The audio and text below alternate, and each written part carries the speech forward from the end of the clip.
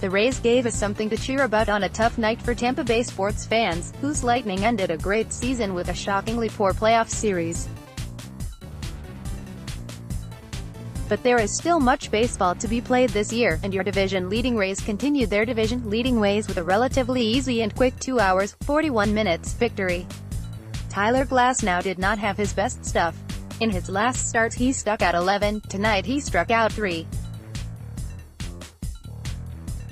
The Orioles attacked him early in the count and managed 7 hits, including several strung together in the first and third innings, accounting for the Orioles' 2 runs. But nearly all those hits were singles. Renato Nunez had a double, but it was a hard grounder that deflected oddly off of Yandy Diaz. And Glasnow did not allow any walks. When you pitch a no-walker, you can afford to give up some singles and still suppress runs. Glasnow had some quick innings after yielding those 2 runs and was able to finish 7 innings. Also, when you are as tall as Glasnow, you better be good at ducking. The Rays' offense took a few innings to get going.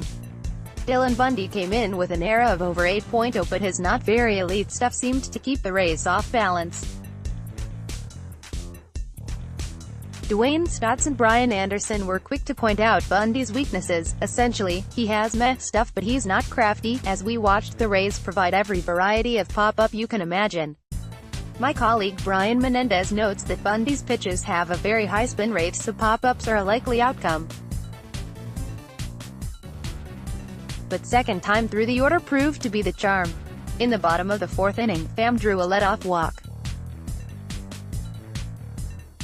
Ji-Man Choi pulled a liner over the head of a leaping Trey Mancini at first base, putting runners on second and third and ending Dylan Bundy's no-hitter, thank goodness. Pham was able to score on Yandy Diaz's long opposite field sock fly, a tough fly ball chased down by Joey Rickard, who haunts us still. 2-1 Baltimore, with Choi moving to third base with just 1 out. Brandon Lowe unfortunately struck out, but Avi Garcia decided not to leave any chicken on the bone tonight, coming through with a 2-run home run to put the Rays up 3-2. It was Garcia once again coming through in the bottom of the 8th for the all-important insurance run. Yandy Diaz singled, Brandon Lowe walked, and Garcia stroked a hard RBI single for a 4-2 lead. On the defensive side, Kevin Cash brought in Jose Alvarado to face the top of the Baltimore lineup in the 8th, and it looked something like this. Diego Castillo closed out the game with a blessedly uneventful 9th inning, and the Rays improved to 13-4 on the year, but I know we're not allowed to be excited about that because it's early and everyone knows that the Red Sox will catch up with them before you know it. Concluding thoughts, Tommy Pham still has his on-base streak going, but truth be told he has been slumping a bit, with walks and singles accounting for his time on base, as he is hitting for neither average nor power. However, the fact that he manages to get on base every single game is quite impressive. Even when he's not hot, he still figures out how to contribute.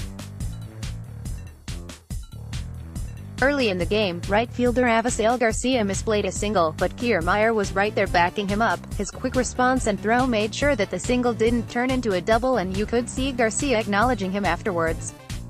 And for the second out of the 9th inning, both Daniel Robertson and Willie Adames appeared to track an infield pop-up.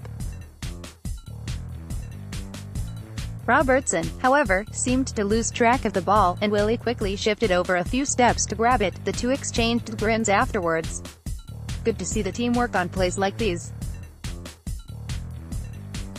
Tune in, or even better, if you are local, head to the Trop tomorrow to see the Rays seek to win yet another series. Let's block ads. Why?